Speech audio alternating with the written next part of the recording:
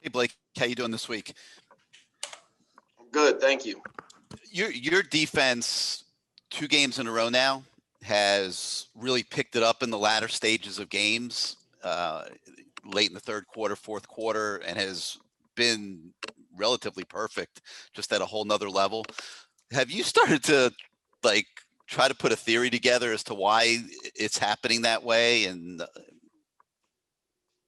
Yeah, I think, when you look at, I think it's our last 6 games. I think we've only allowed a total of 17 points in the fourth quarter. And, I'm really hoping that ESPN and ACC network start sending me a little bonus check to keep their ratings so high, man. So, no, I think more than anything, our guys, they're getting better and better every week. There's some times where every game's been a little bit different. There's some times where a team like Virginia maybe had come out and, done stuff that we had not seen from them all season long. A team like NC State came out; they were hot. They were making high execution plays. So I think at the end of the day, our guys really have bought into playing as one heartbeat and not playing together, man. They fight, they scrap, and when it all comes together, I think you see the result in that in the third and especially the fourth quarter this year. But I think for a variety of different reasons, sometimes we get off to a little bit of a slow start or hit a little bit of a lull. So can't really pinpoint exactly what it is because I think it's just different from every game. But really proud of how they stick together there and really put it all together and buckle down there in the fourth quarter. And how much is that success late in games potentially catapulting your defense to another level in terms of a full 60 minutes? I mean, is it kind of showing guys what they're capable of when they get everything zoned in? Absolutely. And every game, like I said, NC State, Clemson, I don't think we ever got our footing back. NC State, we got our footing back, in the fourth quarter. I think the last game it happened in the middle of the third. So I think that they are definitely seeing that, when they play together and all 11 guys are just doing their job, for 4 to 6 seconds every single snap, how great of a defense we can be. Coach, we've got David Lake from Inside the U. David, go ahead. Coach, I know during the bye week you said it was an emphasis to address some of the concerns with the run defense. And, the last 2 games, things have gone well in that regard. I guess, who would you say has maybe stepped up and performed better, defending the run since that bye week? Yeah, I think, stopping the run, it's all 11 players. I think specifically when you look at the last couple of games, I think our defensive line, our defensive ends, especially versus the outside run, have played much better. And then I think linebacker play. I think B.J. Jennings the last 2 weeks has had by far his best games as a Hurricane. I thought, Sam Brooks played really well. Last week versus Virginia Tech. And like I said, it takes all 11. DJ Ivey sticking his nose in there and able to stop a big run. We still need to clean up some of the big runs that, both games we've given up 2 big runs. And obviously last week was for a touchdown, which is, never acceptable here. But I think it's collectively been a point of emphasis, but specifically, I would probably say our linebackers and our defensive front have done a really nice job kind of, understanding what we want to get done and taking coaching and getting better. Wanted to ask you too, have you ever been involved in a game where both defensive ends played essentially 99% of your snaps? That takes a lot of energy, a lot of effort. The way those guys battled throughout that game and taking on a dual threat quarterback who can run around at any moment too. Just how impressed were you by that effort by both Quincy and Jalen? Unbelievable effort.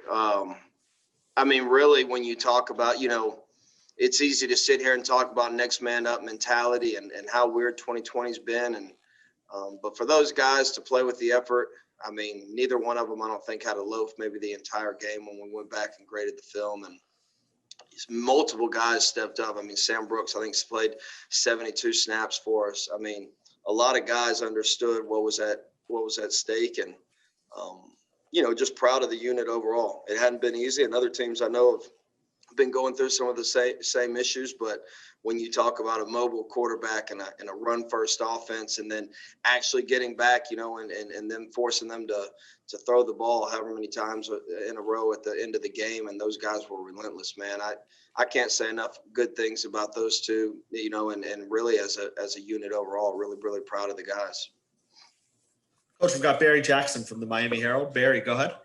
Hi, Blake. Couple of things. One, has Cameron Williams expressed any interest in playing more? It's obviously hard to get him snaps when Roche and Phillips were playing so well, especially Jalen on Saturday. And also, in the case of a guy like Al Blades, do you ever explain during the course of the game why he might be playing less, or is that the type of thing you have to explain to him on a practice day when it's less hectic? Yeah, I think, answer your first part. I mean, every kid wants to play more, right? I mean, everybody's a competitor. At the end of the day, I think we're very upfront with our guys on kind of what the rotation is going to be. Sometimes that rotation doesn't necessarily go with the flow of the game. Something that we try to do as a coaching staff is be very honest with kids and upfront, so they're not surprised or it wouldn't be fair if we're going to say you're going to play half the game and they get in 5 snaps. So, I know Cam wants to get in there more, and he does a fine job for us when he gets in there. And, Al we had told Al that Corey was going to end up getting the nod, and he was going to compete with DJ. And, once again, that was all communicated before the game had even started. Thanks, Blake. Coach, just a couple more for you. We're going to go to David Ferones at the Sun Sentinel. David, go ahead. Hey, Blake, want to ask you a couple questions. First on Sam Brooks and Jonathan Ford. Brooks obviously filling in with Zach McLeod out, but do you see his performance maybe leading to even more playing time than he was already getting before this? And also Ford just responding the way he did after 1 week where he was coming off the bench before that, and the way he played on Saturday. And I have another question after that. Okay, yeah, I think Sam's continued to earn more and more playing time. Like I said, him playing 72 snaps, I don't know if that will be the case every single week, but that was what was called of him this week, and I thought he did an excellent job for us. He's someone that I continue to push every single day in practice, every single day in the film room, and he responds well. I'm proud of the way Sam played, and like I always say, man, if you produce, you're going to play more and more. So definitely see him playing an increased role, and his roles increased throughout the season. John Ford, outstanding game. Best game of the season, maybe his best game. I thought he played really well against Virginia Tech last year. Thought he played outstanding for us Saturday. He low pad level, came off the ball, was productive. And he's a senior that a week before had gotten his job taken from him. And, I always say you got two choices when that happens. You can mope and feel sorry for yourself, or you can continue to roll up your sleeves and go to work. And that's what John did. And it's a great example for our young guys. It's not always going to be you're going to start because you're the older guy. And when he got his job taken, and to watch the way he worked for the last 2 weeks, and happened to get the start, Saturday for us, he did a phenomenal job for us. The other question I had for you was also, again, about Corey Couch. He said after you called him a Chihuahua that he would prefer to be a Bulldog. Have you worked that out with him, or you're now going to refer to him as a Bulldog? And also just take us inside the decision to go ahead and start him finally this week, and how it paid off. Yeah, I'll give to Corey the Bulldog name now. He could have been a pit bull, man, if he makes that second pick, but he's still getting bigger and meaner. But he's awesome. Man, he is a phenomenal football player. And the thing about him is the kids respond to him. Our guys on the sideline, when you watch him have that interception, everybody loves Corey, and they love him because of how hard he works. He's fearless. He is a grade A competitor, and when you see those type of guys have success the way that they're happening, the whole team gets fired up around that. So I couldn't be happier for Corey. But yeah, he came and told me he didn't like the Chihuahua nickname. So I told him he was on the verge of being a French Bulldog, but he ended up getting that pick. So we'll give him the Bulldog title, working his way to a pit bull. Awesome.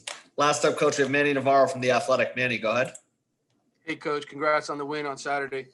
Did you guys get anybody back this week that was on the unavailability list? That is a good question. I don't know, to be honest with you, this early in the week. Usually the timing of it varies from guy to guy. So I don't have an honest answer for you, Manny. I wish I could tell you more. Okay. And then just as far as the safety play, I know Bubba obviously had that penalty that cost you guys, but overall, just his play the last couple of weeks seems like it's, at least according to Pro Football Focus anyway, they've kind of graded him a bit down. What you're seeing out of him, maybe that's different from earlier in the year when, he was ACC, player of the week and all that kind of stuff. Yeah, I think the biggest thing with Bubba is, just consistency. Sometimes, he's such an instinctive player. Sometimes he maybe presses a little bit too much to make a play. But more than anything, it's just kind of relaxing. I think getting back into his groove and kind of just letting the plays come to him. And I talk about that all the time with this scheme. Plays are going to be there. Don't force the issue, man. Whenever the play comes, make it. And as time goes on, you'll get more and more freedom to